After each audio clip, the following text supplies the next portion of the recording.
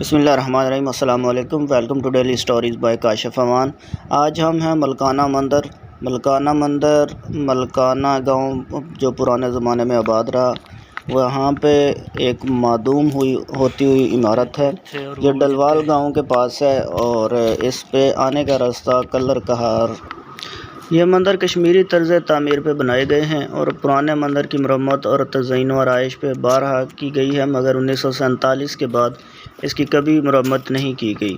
چھوٹا مندر کٹاس راج کے مناظر سے مماثلت رکھتا ہے۔ دونوں مندروں میں مختلف رنگوں سے نقش و نگار بنے تھے، مگر اب وہ مٹ چکے ہیں۔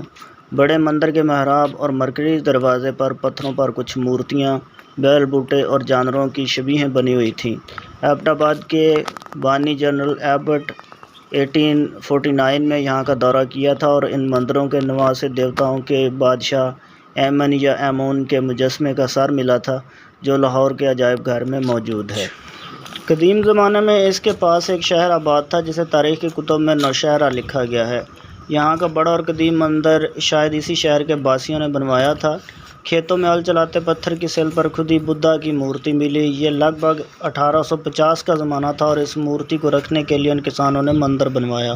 وہ مورتی کسی نے 1901 میں توڑ دی، وہ لاہور میوزیم میں پہنچا دی گئی تھی۔ بڑے مندر میں درگا دیوی کی ایک قدیم مورتی بھی موجود تھی، جو لگ بھگ 1.5 فٹ چوڑائی اور 2.5 فٹ اونچائی کی تھی، مگر اب اس مورتی کے بارے میں کوئی معلومات موجود نہیں ہیں۔ ہندوؤں کے ہجرت کر جانے کے کچھ ہی عرصہ بعد خزانے کی تلاش کرنے والے علاقے کے لوگوں نے ان کے مندروں کو توڑ پھوڑ دیا تھا۔ ان لوگوں کا خیال تھا کہ ہندوؤں نے سیم و زر مندروں اور قبرستانوں میں چھپا رکھا ہے۔ شاید کسی کو چند سکے ملے بھی ہوں، مگر زیادہ تر اس حرکت کا نتیجہ اس تاریخی ورثے کی تباہی کی صورت میں نکلا۔ ملکانہ کے ان مندروں کی تاریخ بے حد طویل ہے۔ 1850 سے پہلے یہاں ایک ہی مندر تھا، جسے بدھ مت کے پیروکار شبھ گنگا مندر کہتے تھے۔ بعد ازاں ہندو اسے شیو گنگا مندر کہنے لگے تھے۔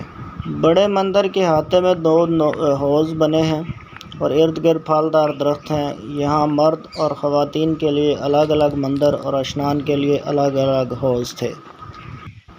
پرانا مندر 32 فٹ کے چوکور چبوترے پر بنا ہے اور اس کا مرکزی دروازہ مشرق کی طرف ہے۔ اس کی بنیادیں سرخ پتھر پر اٹھائی گئی ہیں اور پتھروں کی چنائی پلستر سے چونے اور گچ کا مسالہ استعمال کیا گیا ہے۔ اس کی حتمی اونچائی اس کے کھنڈر بن جانے کے باعث درست پیمائش کے ساتھ بتانا اب ممکن نہیں ہے۔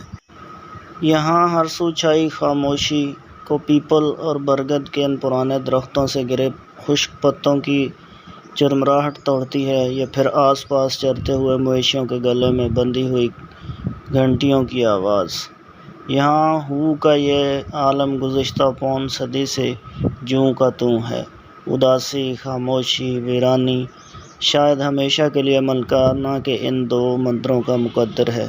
یہ بس چپ چاپ یہ اپنے نابود ہونے کے منتظر ہیں۔ زمانے ہوئے جب یہاں عقیدت کے پھول نچھاور کرنے والے موجود تھے۔ یہاں پہ لگے ہوئے برگد کے درخت اتنے پرانے ہیں کہ ان کی لٹکتی ہوئی جو جڑیں زمین پہ لگی ہیں، اب وہ بھی پورے تنوں کی شکل اختیار کر چکی ہیں۔ مندر کے بالکل سامنے رہائشی عمارت تھی، جس کے لیے یہ سیڑھیاں چڑھتی ہیں۔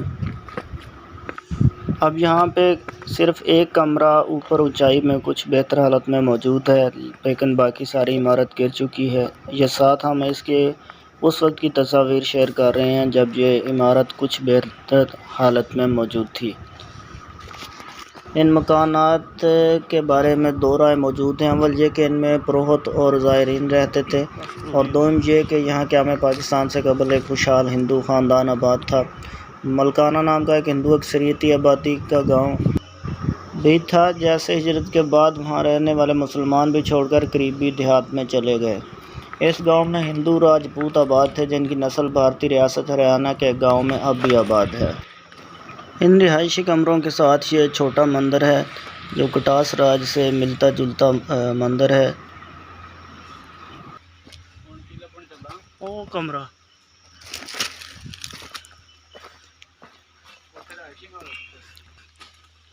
کچھ بہتر حالت میں موجود کمرے کا یہ اندرونی منظر ہے۔ اس جگہ پہ رات کو شمع روشن کی جاتی ہوگی۔ اور یہ اس کمرے کا اندرونی مناظر ہیں۔ رہائشی کمروں کی چھتیں لکڑی کے پھٹوں سے بنائی گئی ہیں۔ یہاں پہ کافی سارے رہائشی کمرے تھے جو اب تباہ حال ہیں۔ اسے بہت زیادہ خرچے کے نہیں، بہت کم فنڈز کے اندر اسے مکمل طور پر رینوویٹ کیا جا سکتا ہے۔ ہمارا ایک مسئلہ یہ ہے کہ جس جگہ کی رینوویشن کی جاتی ہے وہاں پہ ماڈرن ٹائلز یا ماربل لگا کے اس کا حلیہ بگاڑ دیا جاتا ہے۔ اسی مٹیریل کو استعمال کرتے ہوئے اگر اس جگہ کو دوبارہ سے مرمت کیا جائے تو آسانی کے ساتھ اسے اس کی پرانی حالت بحال کی جا سکتی ہے۔